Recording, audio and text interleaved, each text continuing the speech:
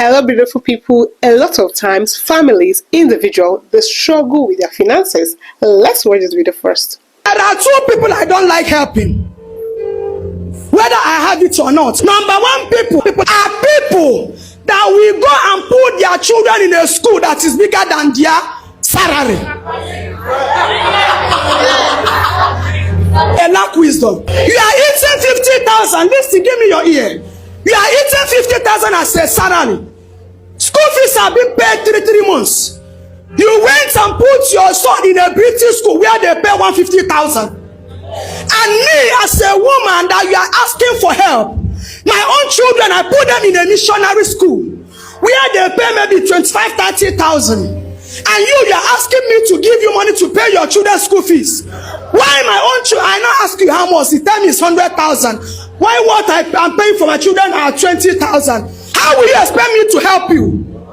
Hang your goats according to your size. Sometimes parents, families, they go into societal pressures to conform to societal norms. Sometimes you see parents all putting their children in schools that they cannot afford because they've heard, oh, this school is good, oh, their standard is good, yes, and you go to put your children in this school and your finances cannot cater their needs. So most times you see them borrowing. They go to borrow from friends, from foes, to so many sources because they want to meet societal pressure. And most of the times the parents actually want to put their children in that school. If you want to put your children in those schools you feel that are actually very nice and fancy, you should double your hustle. In this video, I'll be teaching you practical ways on how to manage your money, how to manage your finances, and still live like a king and a queen. Alright, in this video, we'll be using the 50-30-20 rule. The 50-30-20 finance rule. 50% of your savings should be on your needs.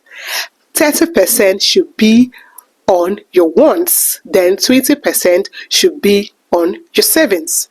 Then we'll be looking at it one by one, what you should do with each of them. So we're looking at the 50% that is budgeted on needs. What is a need? A need is something that you need. Something that inconveniences you that you cannot do without. That's a need. If the thing inconveniences you, I can't do without these things. That's a need. Example of needs are house rent. Housing. House rent is a need. Food. Without food, how do you survive? Food is a need. The third need is health. We need to have health insurances or be able to pay out of pocket. So health is another very important need we need as a family, as an individual. The other need is utilities. We need to pay for electricity bills. These are needs, are something that inconveniences, something that you must get. Another thing is children's school fees.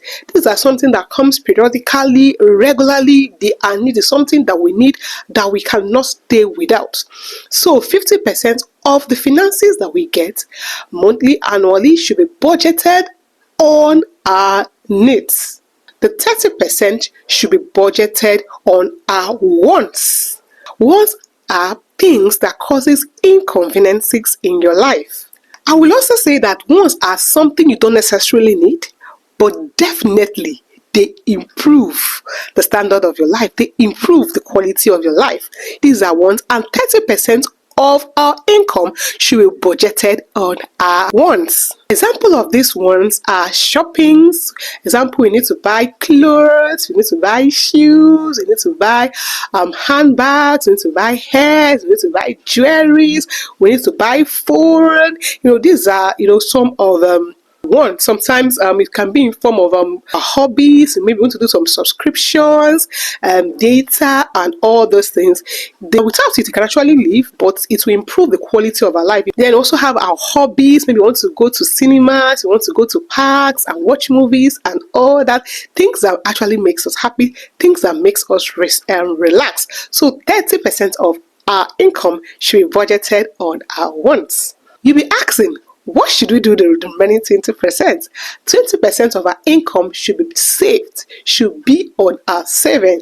Example of soft saving is in case of emergency conditions, health emergencies, any form of emergency, family emergencies. We can actually put our hand in that income and solve such emergencies.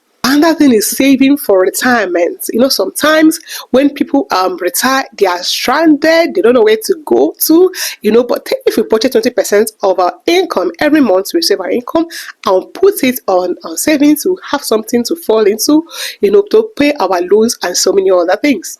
So in conclusion, it is very, very important we live within our income. We should plan our income very, very effective so we don't go into debt, so don't go into borrowing. So with the tips I've given you, it will help you to actually save your money. Did you learn something new? Like, subscribe, and comment on my YouTube channel. I love you. See you next time.